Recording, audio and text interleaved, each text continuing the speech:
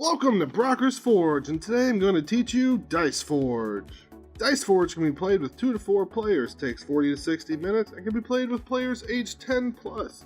Our complexity rating is 2 out of 5. Dice Forge is a competitive dice building game where you play a hero fighting for the position of becoming a demigod. To prove your worth, you compete in a tournament to entertain the gods by rolling dice, acquiring resources, and using resources to modify your dice in the sanctuary. Acquiring heroic feats that give you abilities and or glory. The hero who entertains the gods the most by acquiring the most glory is the winner. Before your first game, you'll need to assemble the starting die faces and organize the temple board. There are 2 die types, half are light gray and the other half are dark gray. On all the dark gray dice, put 4 1 gold faces, 1 blue moon shard face, and 1 2 glory point face. On the lighter gray die, put 5 1 gold faces and 1 sun shard face. Place the remaining die faces in the temple using the temple sleeve as a guide for placement. Sort the cards by their respective cost to play, moon shards, sun shards, or both. Then further sort the cards based on whether they have a blue dot on the back as shown here. The cards with the blue dots are the basic set of cards, and those without the blue dot are more advanced cards. For your first game, it is recommended that you should use the basic set of cards. Put all other cards into the insert as shown. In future games, you can use the basic set of cards, the advanced cards, or a mixture of both.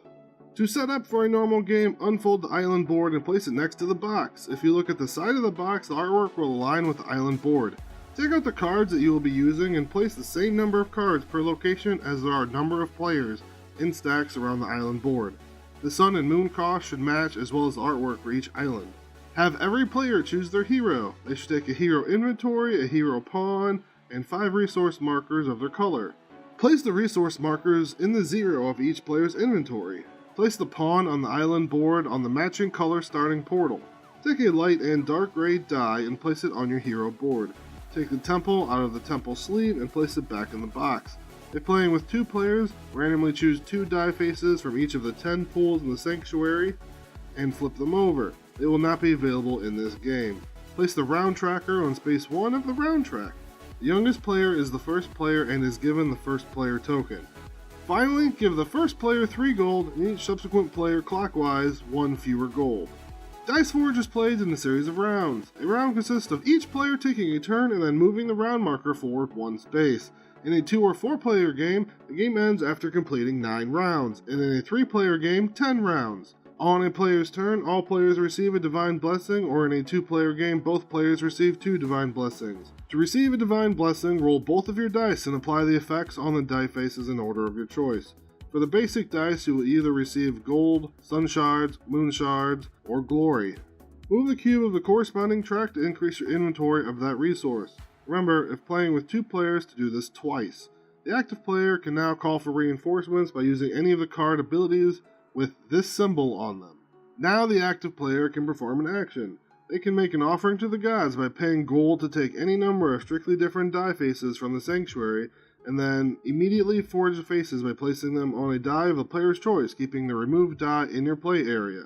To remove a die face, use a corner of the new die face to lift the old one up. The other action the player can perform is playing a heroic feat.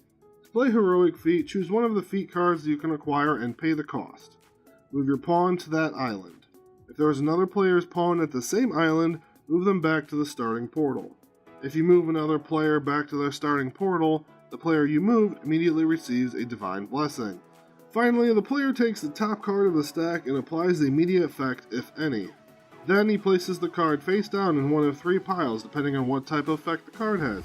Cards with permanent effects, cards with either of these 2 symbols, should be played face up to keep track of their effects.